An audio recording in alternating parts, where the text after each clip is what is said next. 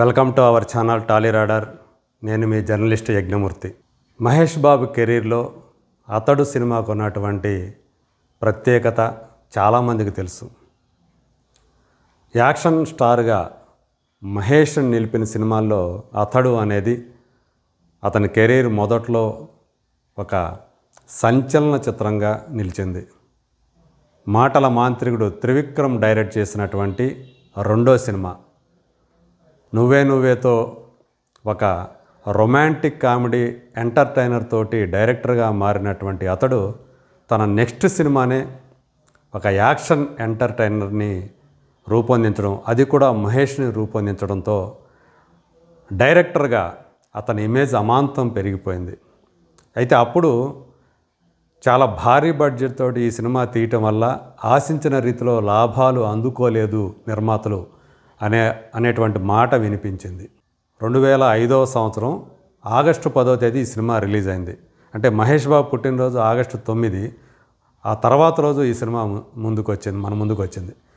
ఇప్పుడు అంటే కరెక్ట్గా 20 సంవత్సరాల తర్వాత ఆగస్టు 9వ తేదీ ఈ సినిమా, అంటే మహేష్ పుట్టినరోజు నాడే ఇప్పుడు ఈ సినిమా రిలీజ్ కాబోతూ ఉంది 4Kలో. అంతేకాకుండా ఐమాక్స్ డాల్బీ సౌండ్ సూపర్ 4Kలో రిలీజ్ కాబోతున్నటువంటి మొట్టమొదటి రిలీజ్ సినిమాగా కూడా ఇప్పుడు అతడు అనేది ఒక రికార్డు క్రియేట్ చేస్తుంది అని చెప్పేసి విశ్లేషకులు చెప్తూ ఉన్నారు. చాలా భారీ స్థాయిలో ఈ సినిమాని విడుదల చేయబోతూ ఉన్నారు. 2005లో మొదటిసారి ఈ సినిమా విడుదలైనప్పుడు హైదరాబాద్ ఆర్టీసీ క్రాస్ రోడ్స్లో ఉన్నటువంటి సుదర్శన్ 35mmలో 175 రోజులు ఆడి 1.5 కోట్ల రూపాయల గ్రాస్ని కలెక్ట్ చేసింది. అప్పటికి అదే హయ్యెస్ట్ రికార్డు. అట్లా 50 రోజుల పరంగా కూడా చాలా ఎక్కువ థియేటర్లు ఆడింది. 100 రోజులు కూడా 30కి పైన థియేటర్లో ఆ సినిమా నడిచింది.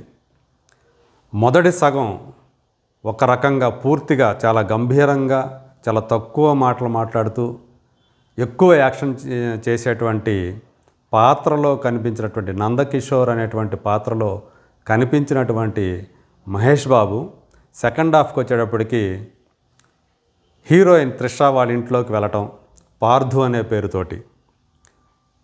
సో యాక్చువల్గా పార్థు పాత్రను చేసింది రాజీవ్ కనకాల.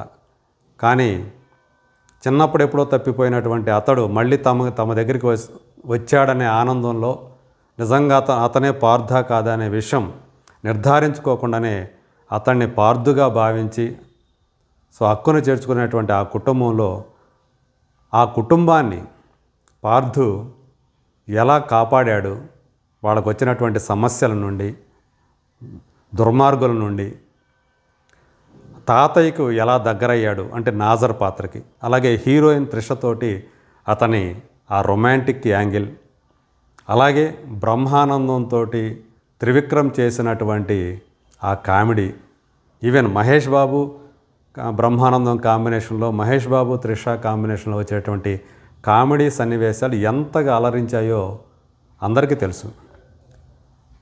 టీవీలో అత్యధిక సార్లు టెలికాస్ట్ అయినటువంటి సినిమా కూడా అతడే. ఈ సినిమాకి వెంకటేష్ సినిమా, అది కూడా త్రివిక్రమ్ డైలాగ్స్ రాసినటువంటి నువ్వు నాకు నచ్చావు. ఈ 2 సినిమాల మధ్య టీవీలో ఎప్పుడు కూడా పోటీ ఉంది. ఎందుకంటే ఎక్కువ సార్లు టెలికాస్ట్ అయినటువంటి సినిమాలు 2 ఇవే. సో అతడు ఇంకొంచెం ఎక్కువ సార్లు టెలికాస్ట్ అయింది. మరి అలాంటి ఎన్నో ప్రత్యేకతలు ఉన్నాయి. బ్రహ్మాజీతోటి మహేష్ బాబు ఒక యాక్షన్ సీను, సో అది ఇప్పటికీ కూడా ఒక ఐకానిక్ సీన్గా ఉంటుంది.